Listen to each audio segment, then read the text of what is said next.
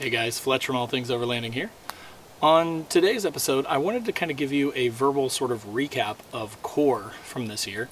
I'm also going to intersperse some video from the event, kind of show you some of the things that we did. This will be sort of like a podcast slash vlog version. So again, if you want to see the things, go and check those out on the video version on YouTube. If you're listening on the podcast, though, again, as usual, I'm going to do my best just to kind of describe everything and talk through sort of what there was at KOAR, what I did every day, and how much fun it was and kind of how awesome it was. So if you want to hear more about that, stay tuned. Let's start by hitting on all my featured partners. Of course, as always, Overland Addict. Great store with lots and lots of stuff for overlanding. Tons of people I know already have gone and checked him out, so thank you for that. If you haven't yet, though, definitely go do, because he has some awesome stuff. And I know the people that have talked to him have had a really good experience, and I'm sure you will too. So check him out, link in the description below. Also, Last US Bags, again, amazing, custom built for overlanders, high quality bags. So click through that link below, go check them out. It takes you straight to their recreational page where you can kind of see all of the overlanding type bags that they've got. And then third, more Expo. Again, I met up with Chris. I'm wearing his hat, so thanks Chris for the hat. It was awesome. He was at KOAR, super excited about this event. It's coming up in February of next year, so it's only 4 or 5 months away now, so getting super close. If you click on the link below in the description, it will actually take you to the ticket purchase page. Now, for the first 250 people that buy tickets, you actually get 25% off, so definitely go and click on that link and go get your tickets now before that discount runs out. And then last but not least, Northology Adventures, of course, Cindy Pope. Awesome. Got to finally meet her this weekend at KOAR. She is, not only does she have Northology Adventures, where she has the Overlanding magazine, where if you click through that link below, you can go sign up for that for free. She also is one of the main people that puts on KOAR. So thank you to Cindy for having me up there, and thank you for putting on such an awesome event. It was a good time. So without further ado, let's kind of dive into the KOAR review.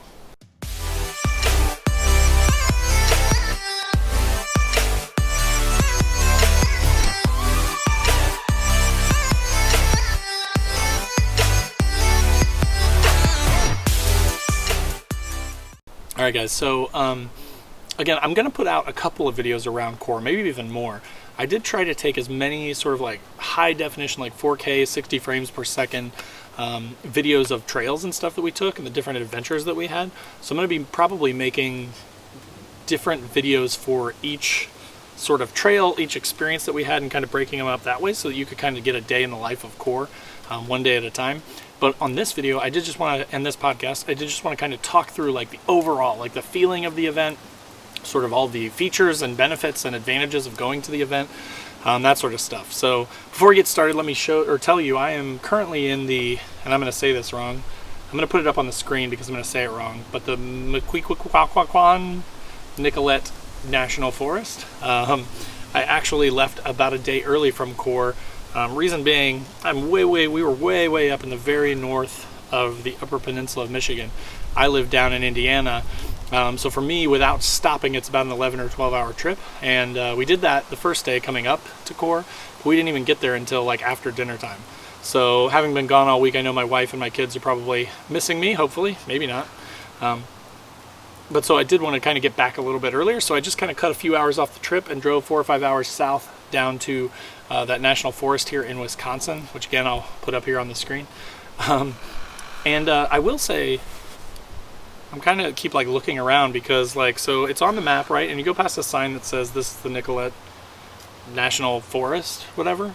But like, there's not a lot of like marked campsites. Like I'm not even burning anything on the ground. I'm using my Yuko Wear flat pack just so I can leave as few, remnants of my visit here as possible.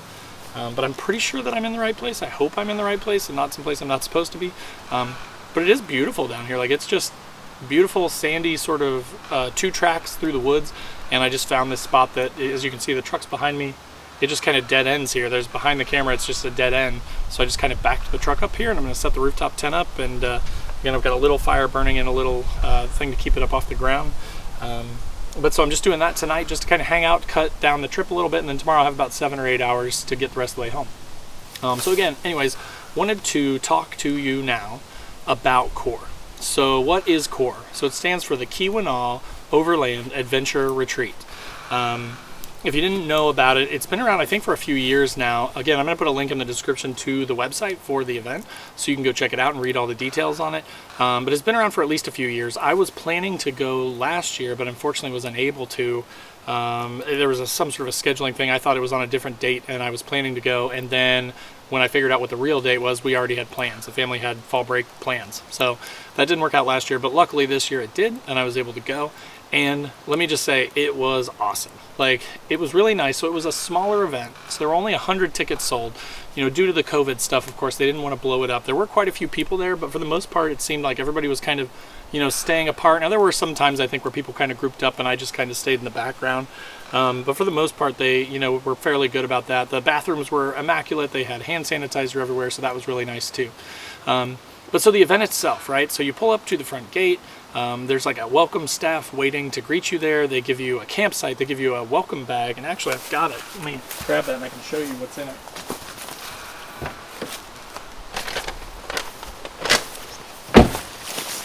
So this is the bag. So it's stamped KOAR, which was kind of cool. But then it's kind of got like, it's got some sort of self-guided rides, and it shows you the trails and the difficulty of them all, which is really nice. It sort of shows you all of like the biggest things in the area. So again, there are some things that you can do, some clinics and demos. There's a vendors area that's open from like 2 to 6. So there's tons of different things that you can do, or you can just kind of freestyle, which was kind of nice because I actually was lucky enough to kind of partner up or follow up Jeremiah and his wife and their adorable little puppy from Overland Pioneers, and I got to spend most of the weekend with them, going around shooting videos, checking out trails, doing drone shots, that kind of stuff. So fortunately, he's going to share a lot of that stuff with me too. So in some of those future videos that I was talking about, I'm going to have some amazing footage courtesy of Jeremiah from Overland Pioneers. So I'll put a link to him in the description of this video as well as all the other ones where I'm using his footage, because that was just so gracious of him, and I appreciate it. And he had a bunch of his friends with him too, and they were all awesome. So I feel like now I'm friends with them. So thank you guys for accepting me into your little group and letting me kind of hang out with you. But so yeah, you get all this stuff. You get I got a Michigan Overland sticker, which is going to go on the window. I got my awesome KOAR sticker, which is kind of like shiny. So that's pretty cool. Got this nice little Tread Lightly. Like, Tread Lightly gave a lot of stuff. There's like a little flashlight. There's a couple stickers. There's kind of like a nice laminated card that talks about the Tread Lightly program and kind of what it means. Got a really cool little like notebook with the KOAR logo stamped on the front, which is really neat. And got a little Cooper Tires koozie and like a trash bag and some more stickers, Tread Lightly stickers. So it's kind of some cool stuff. There also are supposed to be shirts. But it sounded like the shirt vendor actually had car troubles on the way up and didn't make it, so they were going to be getting them later, but of course I left a little early, so I didn't get mine. But usually you would get a shirt too.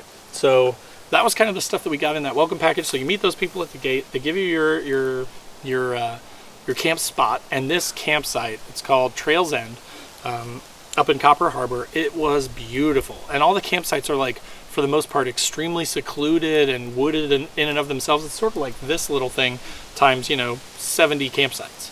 And then they kind of like guided you back and showed you where your stuff was, and it's on that map too, which was really cool. But there were a ton of bathrooms, and I'm keeping bringing these up because Cindy was really proud of the bathrooms, but I will say they were really, really nice. Like, they were pit toilets, but they were really well kept. They were really clean. There was always, 3 rolls of toilet paper in every bathroom that I went into.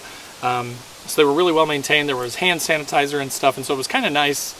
Generally, I'm pooping in the woods, or I'm having to set up a toilet or something, so it was kind of nice to have like an event where it was still wooded and secluded, and you could go out and hit trails and stuff, but then you could poop in comfort, right? So that was kind of a nice thing too. And then, so as far as like the rigs and stuff, so as people started to pour in, the event started at 2 p.m. on Thursday. I came up Wednesday. We left at 4:30 in the morning Eastern time, my time, from Indy, and drove all the way up on Wednesday because Jeremiah from Overland Pioneers had a shot schedule that he had to do, because he's actually the one that did the video for KOAR this year. So if you go to that website that I linked below, you'll be able to watch the video about this year's KOAR event eventually once it goes up. But so we actually had to get up there early. But so that first night, before we ever went to KOAR, before it was even open, we actually drove up, and then we went to a place called High Rock Bay.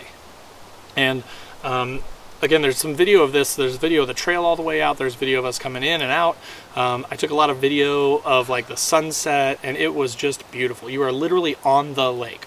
It was really easy to get to, and we were kind of surprised too. We figured that it would be all full up, and there were some people out there, but for the most part, it was pretty open. Like, we got 4 or 5 rigs down in there, I think, and had a really good time. So, you know, we had a little fire going, just our small little group, and spent a lot of time just hanging out. And, you know, they all, for the most part, most of them had dogs, so we had dogs kind of running around the camp, and we just enjoyed the beautiful weather. So it was a little chilly that first night.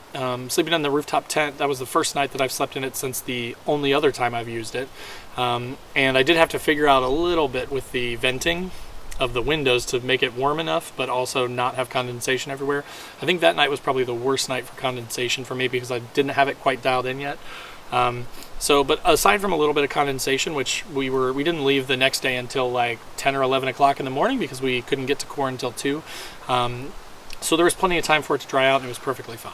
So that was day 1 and about half of day 2, which, again, keep in mind that first day wasn't really part of KOAR. It was kind of a pre-KOAR run-up. So then the second day, we got up, we drove out of High Rock Bay, we went into Copper Harbor, and we went over to Trails End. Again, greeted by people taken to our campsite. It was awesome. So, and then Jeremiah is also, Overland Pioneers, is a vendor. So he represents Shutt Industries, who makes the X-Venture trailer. But that trailer is amazing. Like, it is military grade, super well built. I heard some really cool stories about where that trailer actually came from, which I'm not sure if I'm allowed to share, so I won't. And if I find out I can later, then I'll let you guys know. But the trailer was just awesome. He had it all kitted out. He had a rugged bound pop-up rooftop tent on the top of that trailer that was amazing. And then actually the next day, Theo, the owner of Rugged Bound, came out. So he was actually out there, and he was doing a giveaway. They also do the ostrich wing awnings. So he was giving away an ostrich wing awning at the KOAR event. So they kind of have like a scavenger hunt, and they have some giveaways and stuff, but they have a scavenger hunt where you actually, if you go out and explore and take pictures of all these different places that they put on their scavenger hunt list, you could win this ostrich wing, really expensive, nice awning. So it was super nice to meet him. He was awesome. He had this sweet right-hand drive Land Cruiser that you're probably going to see in a lot of my videos too, because it was kind of Jeremiah and then him and then me in the back. On some of the trails that we took. But he was a super awesome guy, and makes awesome products too. So I'll put a link down below to his stuff as well, because you should definitely check him out. Pretty cool. So then that first day of actual KOAR, that's what we did. We hung out, we set up all Jeremiah's stuff. There was, I set up my stuff. Cindy was gracious enough to put me over in the vendor area, even though I'm not really a vendor, which was kind of neat. But so I was right next to Chris Holloway from More Overland Expo, which was really cool, because I hadn't met him before. So I met him in person, which was great. I met Aaron from Artemis Overland, super nice guy. His wife, Carrie, awesome. I will say the next morning I woke up, and Carrie was making bacon with duck fat, and it's some of the best bacon I've ever had. So thank you very much to Aaron and his wife and his family for the bacon. That was pretty sweet. But it was so awesome to meet those guys in person. So again, like, that's the cool thing about these expos, I think, for me, is you hear a lot from these guys. You see these guys sponsoring things, and it's just neat to like get out and support the overlanding community, to see those vendors, to see them supporting the overland community, and get to know them, put faces to a name, because they're all just like really super cool, down-to-earth people, right? So it was really nice to meet these people in person, and I had a really good time. So that was like day 1, right? So pretty much just setting up all of our stuff, getting Jeremiah set up, getting my stuff set up, cooking some food. There was some live music that night, which was kind of neat. So like a guy playing a guitar did a great job. They had a giant bonfire, which was really cool. So people were just kind of mingling around and setting up their campsites and that sort of thing. And then that was kind of night 1. So then day 2, which was then Friday, I got up a little bit early. They had a big sort of like drivers meeting where they were telling everybody about the trail rides and stuff that they were going to do that day. Again, I was kind of attached at the hip to Jeremiah, because I agreed to kind of help him shoot some stuff, and we're just kind of trading footage, so we're going to help each other out from a footage standpoint. So that was really cool to have someone else with me that likes shooting video, is good at shooting video, wanted to go do cool things and take video of it. So again, huge thanks to Jeremiah for including me. Huge thanks for sharing your stuff with me. Hopefully my stuff is as helpful for you as yours is, I'm sure, going to be for me. But so that was really fun. So day 2, we got up. The trail rides actually started to leave met Kyle Severson and his wife, which was really cool. So it was nice to meet you guys. Hi. But I know you've been on like the live podcasts or live streaming videos and just constantly commenting on stuff. So I just wanted to say I appreciate that, and it was awesome to meet you in person. And it was neat to see, you know, that there were a few Xteras representing there, but not a ton of them. It was mostly Jeeps and Toyotas, right? As we expect. But it was still cool. There were a ton of cool rigs. There was a really awesome Subaru, lifted Subaru on some MTs that looked really cool. There was like an old Chevy Suburban that was really cool. There was a diesel Ford Tremor, which was pretty interesting. He towed in a really nice big trailer. There was one of those big earth roamers there too, and I was like, wow, that thing is... It was crazy. It was just parked there, but it was beautiful. So there were just a huge number of vehicles, a huge bunch of vendors, tons and tons of people. So they got the trail rides ready, 8:30, 9:30 in the morning. They kind of took off for those. Again, I went with Jeremiah. So on that day, we did... What did we do that day? That day we drove around and saw quite a few sites. So we saw like this really cool bridge, which I'll put up a picture of here. We went to like a lighthouse in some little bay town. We went to this amazing, like, it's called like the Great Sand Beach, but it was actually all rocks, which was a little weird. But I've got some footage that I'll insert here of me kind of walking down this never-ending staircase to the beach. And then it's just these like beautiful red rocks, and the bay just goes like as far as the eye can see. So we just kind of went around and did some sightseeing. I know Jeremiah threw the drone up and stuff, so there's going to be some drone footage of that stuff as well. And so that was just really cool. It was just kind of like driving around and getting to see all the different parts of Michigan and actually sort of sightsee like a normal tourist instead of just having to like hit super aggressive trails all day long. So that was a lot of fun. That was most of Friday. Then we came back, and I actually then didn't park in the vendors section the second night, kind of because there were a lot of people there. It was a little weird to get up and like climb out of my tent with a group of like a bunch of people standing there. So I came over with the Overland Pioneers group and kind of camped over there the second night, Friday night, and just had a great time. Got to hang out with some of Jeremiah's friends, got to meet some more people, just kind of talked to some people, talked to another guy with a beautiful green like TRD Pro Tacoma, who I guess watches some of my stuff, and so got to talk to him a tiny bit, which was really neat. So thank you for watching too. And so that was kind of Friday. It was just a lot of like hanging out, you know, every night pretty much. If you want to, you can drink as much beer as you want. That is one nice thing, is that Jeremiah works with Country Boy Brewing, which I'll put a link to down below as well, because they're awesome. But they sent a bunch of beer with him to bring to the event. So I got to try a bunch of Country Boy beer finally. I know I've been talking about it forever, but I finally got to try it. It was great. And it was very nice of Jeremiah to share his beer with me. So thank you for that too. I owe Jeremiah a lot after this trip, I feel like. I'm waiting for the text or the call to come when I have to like drive somewhere and like take video for him, which I would do. So just let me know. But so anyway, so that was sort of night two. Night two, it was cold, man. Like it was supposed to get down into like the low 50s, high 40s. I think it got down into the 30s. And that night I went to the opposite extreme. So because of the amount of condensation I had the previous night, I went ahead and I unzipped everything, and I actually left the whole front flap open and just zipped shut the screen. And I was cold. So I have a 0 degrees Coleman sleeping bag. I had on 2 fleeces. I put on 2 of my fleece shirts with a t-shirt under it, pants on, socks on, in the 0 degree bag, zipped all the way up, and then a wool blanket pulled all the way up over it and like wrapped down, tucked like a burrito around me. And I mean, I wasn't like super uncomfortable or anything, but I definitely woke up a few times in the night and had to like kind of re-tuck the blanket in and sort of resituate and pull everything up around me and tighten everything down because it was chilly. So definitely be prepared, you know, obviously, as always with overlanding. I was kind of just going with the weather and thinking, a fleece will be nice to have if it gets a little chilly, but it'll be fine. But actually, I kind of regret not bringing my like electronic rechargeable hand warmers or a hat, like even just a, you know, some sort of a sock hat would have been nice to have. Maybe gloves, because actually at night it was pretty cold. And even sometimes during the day in the shade, filming out my window, my hands were starting to get a little freezing, and I would have to stop filming for a little bit and warm them up and then start again. So definitely be over prepared. We also got lucky this year because the weather was great. Like, I mean, it was sunny every single day until Saturday, which is today when I left. It started to rain a little bit today, but I heard last year the weather was terrible, like lots of rain and just not able to do a ton. So again, be prepared, bring a raincoat, bring an umbrella, bring the right stuff based on what the weather should be. And even if you don't think it's going to be rainy, just be prepared. But so today was a little rainy, so there wasn't a whole lot going on. I think some people still went out for trail rides. Jeremiah and his crew weren't doing a whole lot. And again, I started to think about it, and I'm like, you know what? I got all this time to drive home on Sunday. What if I went to a place where I could get some LTE, because there is no reception in Copper Harbor. Like in KOAR, there's no reception really. Now here's a little tip for you. Right by the campground, like you literally go towards Copper Harbor, and then maybe a quarter mile, maybe a little more than a quarter mile down the road on your right is a road for something called Brockway Mountain. It's like a big twisty road that goes up this mountain it's actually in a few of my pictures from KOAR.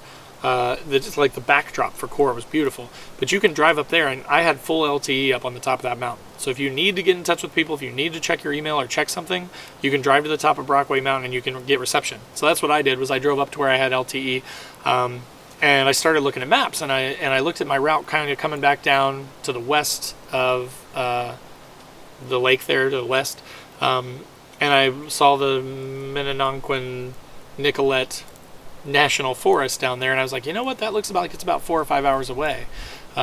So again, I decided, just spur of the moment, to take off and head down here. And actually, you know, I outran the rain. Like down here, it's beautiful, it's sunny, it's probably, so right now it's about 65 degrees, so it's just perfect. So it turned out to be a great decision. So I'm just gonna sit here. I stopped and I got some Michigan beers. I got this 51K IPA from Black Rocks, made in Marquette, Michigan, which has been really good so far. And then I got another one called UPA, like Upper Peninsula A. So I'm going to be trying those beers tonight and just kind of enjoying myself and relaxing here by this little fire that I've made. And then using the rooftop tent again and camping, and then tomorrow morning waking up and only having to drive 7 or 8 hours instead of 12. So yeah, so that was basically it. That takes us up till today. Again, overall, the feel of the event was awesome. It just really felt like you were there with like family and friends, you know. Everybody was super gracious. Everybody was really fun. There were a couple raucous people, you know, some nights and some mornings and stuff, but that's kind of the fun of it, right? Like you just go there to let your hair down and kind of have fun and meet new people and see new things. So I thought it was a really well-run event. I thought it was a lot of fun. And I'm definitely planning to do it again. So if you have any questions about KOAR, if you want to know any more, I tried to give you as much detail as I possibly could, but I'm sure there's things I left out. Again, I'm going to be making more in-depth, detailed videos here of kind of like day 1, 2, 3, 4 coming up. But just wanted to kind of record this one as a sort of a like a podcast/vlog overview, like what is KOAR. So again, hopefully that's helpful for you guys. But if you have questions that I didn't answer, just post up in the comments below and let me know. Again, for the folks that came out there, especially like Kyle and, you know, the guy with the green TRD Pro and these people that knew me, it was really weird. It was kind of strange for me in a way, because I just feel like I just kind of do these YouTube videos for the internet and then they just disappear. But it was neat to meet some people in real life that kind of had seen some of this stuff and were fans. So again, thank you guys for approaching me. Thanks for, you know, taking that leap and kind of talking to me. It was really cool. And it was nice to meet you. So again, thanks for watching. As always, if you don't subscribe on Facebook, Instagram, go check me out over there. Podcast channels, if you're on YouTube, I do this as a podcast. If you're on the podcast, come over to YouTube and subscribe too, because there are video versions of these things as well. And I make other gear reviews and Xterra videos and, you know, overlanding gear and do-it-yourself videos and all kinds of stuff. So definitely come over there and check it out as well. And if you don't already subscribe to the channel, if you're just watching this because you searched for KOAR, again, thanks for getting all the way through this thing. I appreciate it. But if you don't, click subscribe. Like, I do a ton of stuff, and I plan to do a lot more stuff with the UP and KOAR and, you know, Northology Adventures, because these people are all great. And I just love making these friendships and then kind of bringing that information to you guys. So again, thanks for watching, and we'll see you next time.